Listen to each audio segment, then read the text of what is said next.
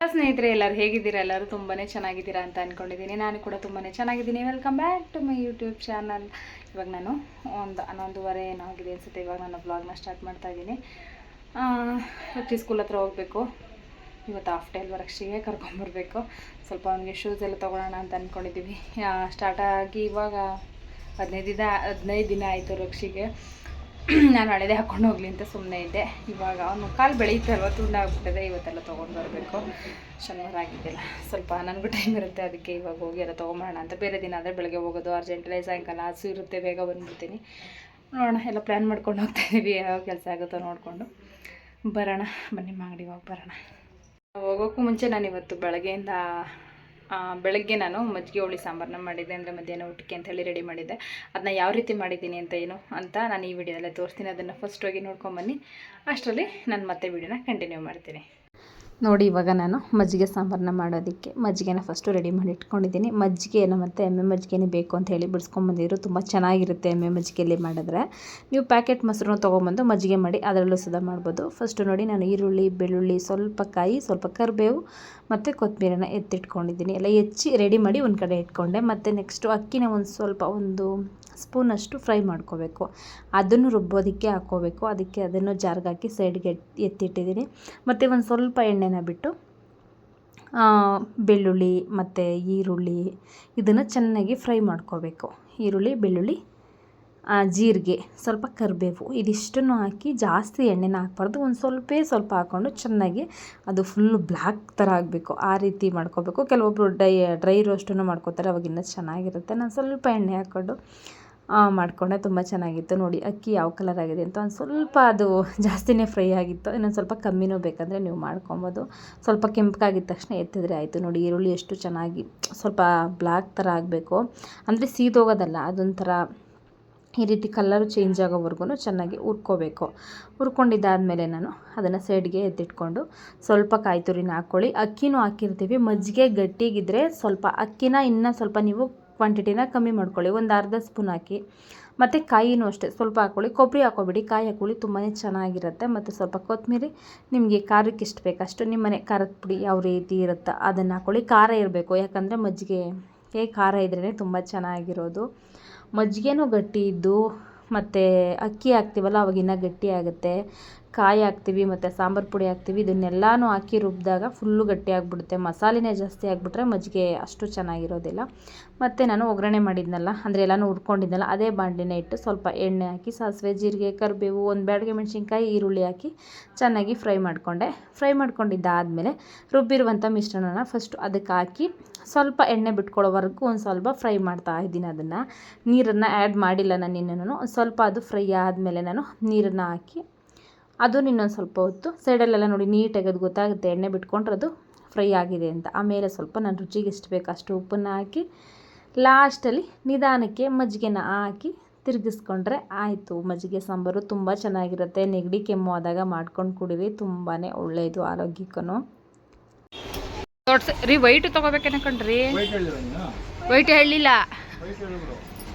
ತಗೊಬಿಡೋಗಿ white black ಎಲ್ಲ ತಗೊಬಿಡಿ.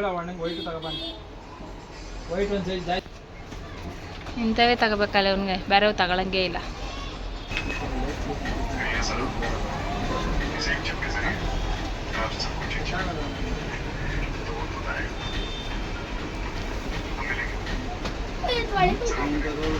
ಅದು ಮೇಲ್ಗಡೆ ತೆಗೆದ್ಬಿಟ್ಟು ಹಾಕ್ರಿ. ಸಾಕೆ ಹಾಕ್ಬೇಕಾಗಿತ್ತು ರಕ್ಷಿಗೆ. ಸ್ವಲ್ಪ ಒಗ್ಲೇನು ತಗೊಳ್ಳಿ. ಇದು ಸಾಕಿದ್ಮೇಲೆ ಇನ್ನೂ ಒಳಗಡೆ ಹೊಂಟೈತದೆ.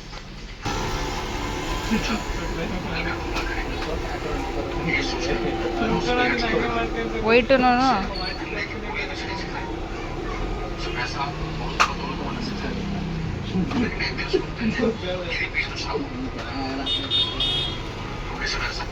ಸಾಕಿದ್ಮೇಲೆ ಇಷ್ಟು ಟೈಟಾಗ ಇದಾಗ್ಬಿಡ್ತದೆ ಕಣ್ರಿ.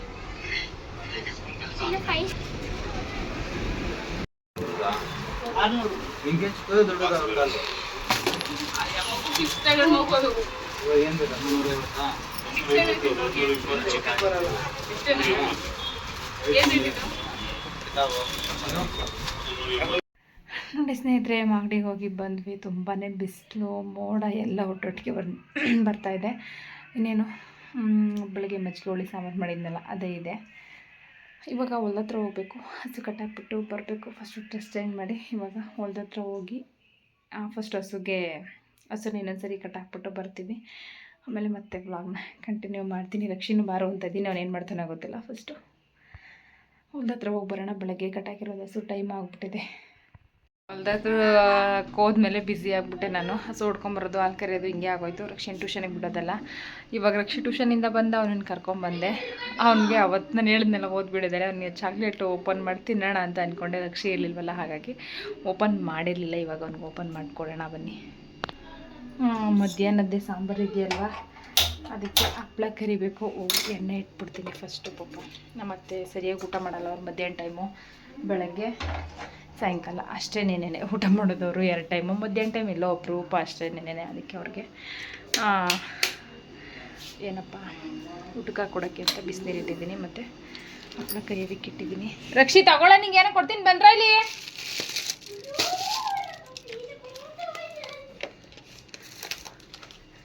ನಾನು ಅವತ್ತು ತಿನ್ನೋಕ್ಕೆ ಅಂತ ಎತ್ಕೊಂಡ ರಕ್ಷಿ, ನೀನು ಇರ್ಲಿಲ್ವಲ್ಲ, ಬೇಜಾರಾಗೋಯ್ತು, ತಿನ್ನಲಿಲ್ಲ. ದೊಡ್ಡದು ಬಾಯ್ತೀನಿ ಇಲ್ಲಿ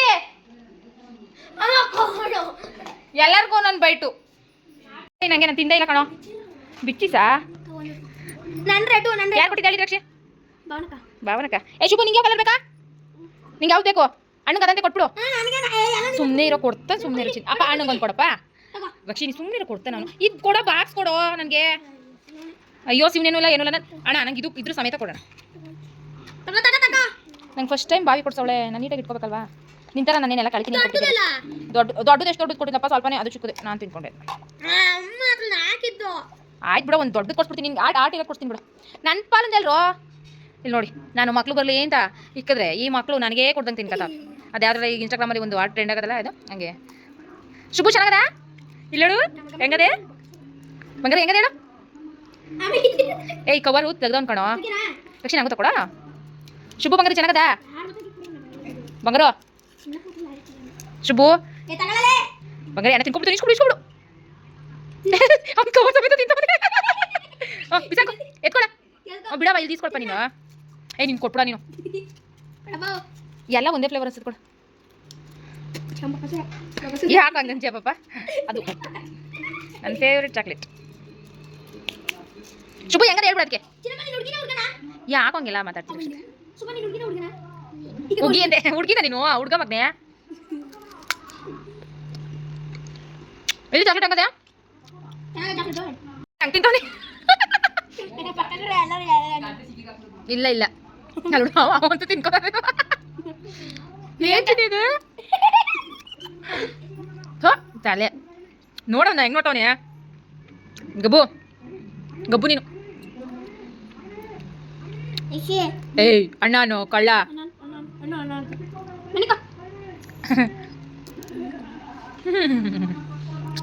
ಒಂದು ದೊಡ್ಡ ಕಾಡ್ ಪಾಪ, ಒಂದು ಚಿಕ್ಕ ಕಾಡ್ ಪಾಪ. ಕಚ್ಕೊಬಿಡ ಬೇಡ ಒಂದ್ಕೊಂಡು. ಊಟ ಮಾಡ್ಬಿಡ್ಸಿ ನೀನು. ನೀನು ಬಟ್ಟೆ ಸುಬ್ಬು ಊಟ ಮಾಡ್ತೀವಿ ಮಾಡಲ್ವಾ? ನಿಂಗೆ ಚಾಕ್ಲೇಟ್ ಇನ್ನೊಂದು ಬೇಕಾ? ಅದಕ್ಕಾದ್ರೆ ಮಾತಾಡ್ತಾನೆ ಕಳ್ಳ. ನೀನು ಎಷ್ಟು ತಟ್ಟು ಮನ್ಗಿಸ್ತೀನಿ ನಡಿಯೋ. ಯಾಕೋ ಅತ್ತೆ ಹಪ್ಪಳ ಕರಿತೀನಿ ಹಿಂದೆ ಅವ್ರು ಬೇಡ ಅಂತ ಅಂದರು. ಇವಾಗ ಊಟ ಬಡಿಸ್ಕೊತಾ ಇದ್ದೀನಿ. ಇವತ್ತಿನ ನಮ್ಮ ಊಟ ಮಜ್ಜಿಗೆ ಹುಳಿ ಮತ್ತು ಉಪ್ಪಿನಕಾಯಿ, ಬಿಸಿ ಬಿಸಿ ರೈಸು. ತುಂಬಾ ಚೆನ್ನಾಗಿರುತ್ತೆ. ಮುದ್ದೆ ಮಾಡ್ಕೋಬೇಕಿತ್ತು, ನಮ್ಮ ಮನೆಯವ್ರು ಇಲ್ವಲ್ಲ, ಹಾಗಾಗಿ ನಾನು ಮುದ್ದೆನೇ ಮಾಡಿಲ್ಲ. ಇವತ್ತಿನ ಊಟ ಇದೇನೇ. ಬನ್ನಿ ಊಟ ಮಾಡೋಣ. ಫಸ್ಟು ಊಟ ಎಲ್ಲ ಆಯಿತು ಸ್ನೇಹಿತರೆ. ಊಟ ಮಾಡಿ ಹಸುನೆಲ್ಲ ಕಟ್ಟಾಕ್ಬಿಟ್ಟು ಬಂದು, ನಮ್ಮ ಮನೆಯವ್ರು ಇರಲಿಲ್ಲ, ಅವರು ಒಂದು ಮದುವೆಗೆ ಹೋಗಿದ್ರು. ಹಾಗಾಗಿ ಇವತ್ತು ನಾನು ಹಸುನ ನಾನೇ ಕಟ್ಟಾಕ್ತೆ. ನಾಯಿಗೆಲ್ಲ ಊಟ ಹಾಕಿ ಹಸು ಎಲ್ಲ ಕಟ್ಟಾಕಿ ಆವಾಗಲೇ ಬಂದು ಅಡುಗೆ ಮನೆ ಎಲ್ಲ ಕ್ಲೀನ್ ಮಾಡಿದ್ದಾಯಿತು. ನಾಳೆ ಒಂದು ಫಂಕ್ಷನ್ಗೆ ಹೋಗಬೇಕು. ಹಾಗಾಗಿ ರಕ್ಷಿ ಬಟ್ಟೆ, ನನ್ನ ಬಟ್ಟೆ ಎಲ್ಲನೂ ಒಂದು ಕಡೆ ಇಟ್ಟಿದ್ದೀನಿ. ಬೆಳಗ್ಗೆ ಎದ್ದು ರೆಡಿ ಆಗೋದಕ್ಕೆ ಸ್ವಲ್ಪ ಗಡಿಬಿಡಿ ಆಗಿಬಿಡುತ್ತೆ. ಯಾಕಂದರೆ ಬೇಗ ಹೊರಡಬೇಕು ಅಂತ ಹೇಳಿದ್ದಾರೆ. ಹಾಗಾಗಿ ಬೇಗ ಹೊರಡಬೇಕು ಒಂದು ಈ ಟೈಮಲ್ಲಿ ಬೆಳಗ್ಗೆ ಎದ್ದು ಸೀರೆ ಉಟ್ಕೊಳ್ಳೋದು ಇದೆಲ್ಲ ಸ್ವಲ್ಪ ಲೇಟ್ ಆಗುತ್ತೆ. ನಾನು ಫಸ್ಟ್ ಟೈಮ್ ಸೀರೆನ ಪಿನ್ ಮಾಡಿ ಇಟ್ಕೊಂಡಿರುವಂಥದ್ದು ಅಂತಲೇ ಹೇಳ್ಬೋದು. ನಾನು ಯಾವತ್ತೂ ಸೀರೆನ ಪಿನ್ ಮಾಡಿ ಇಟ್ಕೊಳ್ಳಲ್ಲ. ನಮ್ಮ ದೊಡ್ಡ ಚಿಕ್ಕಮ್ಮ ಇದ್ದಾರೆ, ಅವ್ರು ಹಂಗೆ ಅಂತ ಇರ್ತಾರೆ, ನೀನು ನಿಮ್ಮ ರಾಜ ಆಂಟಿನೂ ನೀವೆಲ್ಲ ಅವಾಗಲೇ ಪರ್ಫೆಕ್ಟಾಗಿ ಸೀರೆ ಉಟ್ಕೊಂಡ್ಬಿಡ್ತೀರಾ ಅಂತ. ಆದರೆ ನನಗೆ ಬೇರೆ ಕೆಲಸಗಳನ್ನೆಲ್ಲ ಮಾಡಿ ಹೋಗಬೇಕಲ್ವ, ಹಾಗಾಗಿ ಇವತ್ತು ಸೀರೆನ ನಾನು ಅವ್ರ ಥರನೇ ಪಿನ್ ಮಾಡಿ ಇಟ್ಕೊಂಡಿದ್ದೀನಿ. ನಾವು ಯಾವತ್ತೂ ಪಿನ್ ಮಾಡಿ ಇಟ್ಕೊಳ್ಳಲ್ಲ. ಬೆಳಗ್ಗೆ ಎದ್ದು ನಾನು ಎಷ್ಟೇ ಬ್ಯುಸಿ ಇದ್ದರೂ ಟಕ್ಕಂತ ಸೀರೆ ಉಟ್ಕೊಂಡ್ಬಿಡ್ತೀನಿ. ನಾಳೆ ಕಾಟನ್ ಸೀರೆ ಉಟ್ಕೊಂಡು ಹೋಗೋಣ ಅಂತ ಹೇಳಿ ಪ್ಲ್ಯಾನ್ ಮಾಡ್ಕೊಂಡಿದ್ದೆ. ಹಾಗಾಗಿ ಕಾಟನ್ ಸೀರೆ ಸ್ವಲ್ಪ ಅದು ಪರ್ಫೆಕ್ಟಾಗಿ ಕೂತ್ಕೊಳ್ಳೋದು ಕಷ್ಟ. ಹಾಗಾಗಿ ಅದನ್ನು ಇವಾಗಲೇ ಎಲ್ಲ ನೀಟಾಗಿ ನೆರಿಗೆ ಎಲ್ಲ ಹಿಡಿದು ಒಂದು ಕಡೆ ಇಟ್ಟಿದ್ದೀನಿ. ಬೆಳಗ್ಗೆ ಎದ್ದು ನಾನು ತಿಂಡಿ ಮಾಡಿ ಎಲ್ಲ ರೆಡಿಯಾಗಿ ಹೋಗೋಷ್ಟರಲ್ಲಿ ಟೈಮ್ ಆಗಿಬಿಡುತ್ತೆ ನೋಡಿ. ಇಷ್ಟೊಂದೆಲ್ಲ ಕೆಲಸ ಇರುತ್ತೆ. ಇವಾಗ ಬೇರೆ ಏನಾಯಿತು ಅಂದರೆ, ನಾಳೆ ನಾನು ಅಪ್ಲೋಡ್ ಮಾಡುವಂಥ ವೀಡಿಯೋನ ಎಡಿಟ್ ಮಾಡ್ತಾಯಿದ್ದೆ. ಅದು ಯಾವ ಮೂಡಲ್ಲಿ ಮಾಡೋದನ್ನೋ ಗೊತ್ತಿಲ್ಲ. ಎಡಿಟ್ ಮಾಡಿ ಇನ್ನೇನೆಲ್ಲ ಆಗಿತ್ತು, ಅದನ್ನು ಡೌನ್ಲೋಡ್ ಮಾಡ್ಕೊಳ್ಳೋದಕ್ಕೆ ಹೋಗಿ ಡಿಲೀಟಿಗೆ ಕೊಟ್ಬಿಟ್ಟೆ. ಡಿಲೀಟ್ ಆಗೋಯ್ತು. ಮತ್ತೆ ವಿಡಿಯೋನ ಎಡಿಟ್ ಮಾಡಿ ಇವಾಗ ಅದನ್ನೆಲ್ಲ ಮುಗಿಸಿ ಕೆಲಸನ ಮಲ್ಕೋಬೇಕು. ನಾನು ಪ್ರತಿನಿತ್ಯ ವೀಡಿಯೋಸ್ನ ಅಪ್ಲೋಡ್ ಮಾಡಲೇಬೇಕು. ಅಂದರೆ ಹಿಂದಿನ ದಿನ ಅಷ್ಟೇ ಎಫರ್ಟ್ ಇದ್ದೇ ಇರುತ್ತೆ. ಮನೇಲಿರೋ ಹೆಣ್ಮಕ್ಳಾದರೆ ವೀಡಿಯೋಸ್ನ ಮಾಡ್ಕೋತಾರೆ. ಆದರೆ ನಾನು ಸ್ವಲ್ಪ ಹೊಲ್ದ ಹತ್ರ ಹೋಗಬೇಕು, ರಕ್ಷಿನ ಕರ್ಕೊಂಬರ್ಬೇಕು, ಸ್ಕೂಲ್ ಹತ್ರ ಬಿಡಬೇಕು, ಇಷ್ಟೊಂದೆಲ್ಲ ಕೆಲಸ ಇರೋದ್ರಿಂದ ನನಗೆ ಬೆಳಗ್ಗೆ ಟೈಮು ಸಿಗೋದಿಲ್ಲ. ನಮ್ಮ ಮನೆಯವರಿದ್ದರೆ ಸ್ವಲ್ಪ ಟೈಮ್ ಸಿಗುತ್ತೆ. ಅವ್ರು ಏನಾದರೂ ಕೆಲಸ ಆ ಕಡೆ ಈ ಕಡೆ ಅಂತ ಹೋದರೆ ನನಗೆ ಟೈಮೇ ಸಿಗೋಲ್ಲ. ಹಾಗಾಗಿ ನಾನು ಬೆಳಗ್ಗೆ ಟೈಮು ವೀಡಿಯೋನ ಎಡಿಟ್ ಮಾಡೋದಕ್ಕಾಗಲ್ಲ. ಅದಕ್ಕೆ ಸ್ವಲ್ಪ ಮಿನಿ ವ್ಲಾಗ್ನ ಹಾಕೋದು ಕಮ್ಮಿ ಆಗಿದೆ. ನಾನು ಮಿನಿ ವ್ಲಾಗ್ಸ್ನ ಅಷ್ಟೊಂದು ಅಪ್ಲೋಡ್ ಮಾಡೋದಕ್ಕೆ ಆಗ್ತಾಯಿಲ್ಲ. ಹಾಗಾಗಿ ಲಾಂಗ್ ವಿಡಿಯೋನೇ ಪೋಸ್ಟ್ ಮಾಡ್ತಾಯಿದ್ದೀನಿ ನೋಡಿ. ಎಷ್ಟೊಂದೆಲ್ಲ ರಿಸ್ಕು, ಒಂದೊಂದ್ಸರಿ ಟೆನ್ಷನ್ ಆಗಿಬಿಡುತ್ತೆ. ಎಷ್ಟೊಂದು ಎಫರ್ಟ್ ಹಾಕಿ ಮಾಡಿರ್ತೀವಿ, ಒಂದು ನಿಮಿಷದಲ್ಲಿ ಏನೋ ಒಂದು ಮೈಂಡ್ ಟೆನ್ಷನಲ್ಲಿ ಡಿಲೀಟ್ನ ಮಾಡಿಬಿಡ್ತೀವಿ. ಈಗ ನಾಳೆ ವಿಡಿಯೋ ಪೋಸ್ಟ್ ಮಾಡೋದಕ್ಕೆ ವಿಡಿಯೋನೆಲ್ಲ ಎಡಿಟ್ ಮಾಡಿದ್ದೆಲ್ಲ ಆಯಿತು. ಇವಾಗ ಮಲ್ಕೋಬೇಕು. ಟೈಮ್ ಬಂದು ಎಷ್ಟು ಅಂತ ಗೊತ್ತಾ? 11:45 ಟೈಮು ಆಲ್ರೆಡಿ. ಪ್ರತಿನಿತ್ಯ ನಾನು ಮಲ್ಕೊಳ್ಳೋದು ಇಷ್ಟೊತ್ತೇ ಆಗ್ತಿದೆ. ಈ ನಡುವೆ 12:30 1 ಗಂಟೆವರೆಗೂ ಕೆಲಸ ಮಾಡಿದ್ದೀವಿ. ಕೆಲಸ ಮಾಡ್ತೀನಿ ನಾನು. ನಾವೊಂದು ಸೋಷಿಯಲ್ ಮೀಡ್ಯಾದಲ್ಲಿ ವರ್ಕ್ ಮಾಡಬೇಕು ಅಂದರೆ ನಮ್ಮ ಎಫರ್ಟು ಅಷ್ಟೇ ಇರಬೇಕು.